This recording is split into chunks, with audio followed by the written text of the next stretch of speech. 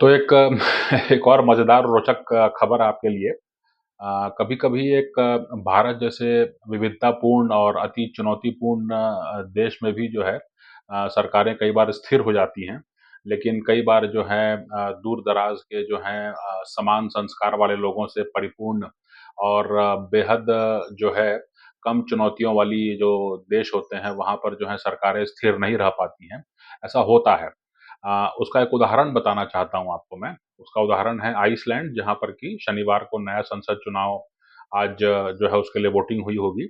और इसमें जो मज़ेदार बात है वो ये कि जो इल्लीगल इमिग्रेशन है और वहाँ की जो ऊर्जा नीति है और वहाँ की जो अर्थव्यवस्था की स्थिति है उसको लेकर के जो है लोगों में असंतोष है और इसलिए जो है ये चुनाव समय से पहले बुलाना पड़ा।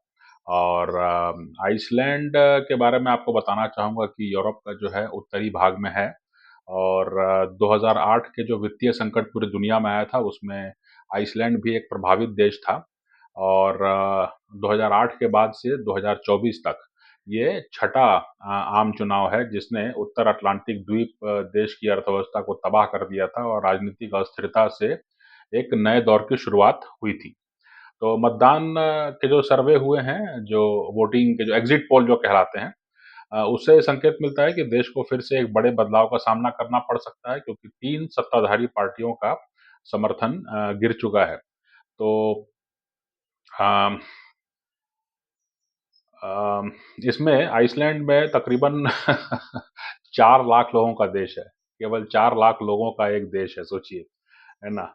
और अपनी लोकतांत्रिक परंपराओं पर ये देश गर्व करता है। इसे दुनिया का सबसे पुराना संसदीय लोकतंत्र माना जाता है। इस द्वीप का संसद जो है ऑलचिंगी 930 में नॉर्स लोगों द्वारा स्थापित किया गया था। अब जो है अ, सीटों का आवंटन क्षेत्रीय निर्वाचन क्षेत्रों और अनुपातिक प्रतिनिधित्व यानी प्रोपोर्शनल जो रिप्रेजेंटेशन होता है उसके ज़रिए जो है ये जो है संसद चुनी जाती है और पार्टियों को संसद में सीटें जीतने के लिए कम से कम 5% वोट की आवश्यकता होती है। पिछले संसद में 8 पार्टियां प्रतिनिधित्व कर रही थीं और इस चुनाव में 10 पार्टियां हिस्सा ले रही हैं। तो परंपरागत रूप से मतदान प्रतिशत जो है अंतर्राष्ट्रीय मानकों से ऊंचा ही रहता है। 2021 में संसदीय चुनाव में पंजीकृत मतदाताओं का जो 80% लोगों ने मतदान किया, तो बहुत ही हाई परसेंटेज है। तो 4 लाख लोग ही हैं, तो जो हैं उसमें से कौन घर बैठेगा, सब लोग निकल ही जाएंगे।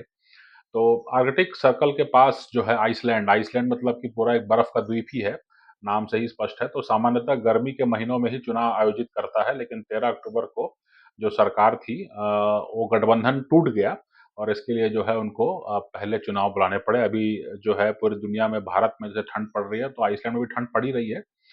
तो इस समय जो है उनको बुलाना पड़ा चुनाव। अ इसमें आइसलैंड की जो राजनीतिक तस्वीर है जो है इसमें 2008 के बाद जो है बहुत बड़ा बदलाव आया है। 2008 के वित्तीय संकट के बारे में आप जानते होंगे, लेहमैन ब्रदर्स का जो है मामला हुआ था पूरी दुनिया में। और उसके बाद से जो है G20 यानी कि जो 20 देशों की जो एक ग्रुप है G20, उसकी जो है महत्ता बढ़ गई और G7 जो है कमज़ोर होने लगा। उसके बाद आज आज तक वो कमज़ोर हो रहा है। तो इसके में जो समझने वाली बात है कि अन्य पश्चिमी देशों की तरह आइसलैंड में भी जो है जो कॉस्ट ऑफ लिविंग है, यानी कि महँगाई जो है, यानी रहने-सहने की जो लागत है, वो एक बड़ा मुद्दा है। और बाहर से जो लोग आ रहे हैं, इमिग्रेशन, पूरे यूरोप उसमें परेशान है।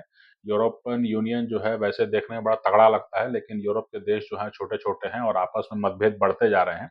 इसके लिए जो है आइसलैंड जैसे देश जो 4 लाख लोगों के देश है, उनकी कोई कुव्वत नहीं है कि वो क्या बॉर्डर पेट्रोलिंग करेंगे, क्या वो जो है सिस्टम्स इसके लिए लगाएँगे कि वो बॉर्डर पर जो है सही तरीके से लोगों को रोक सकें और किसको वो उठा के बाहर फेंकेंगे। ये सब तमाम सारी दिक्कतें हैं उनके साथ। इसलिए आइसलैंड में भी जो है ये इमिग्रेशन एक बहुत बड़ा मुद्दा बना हुआ है, जैसा कि अन्य यूरोपीय देशों में है।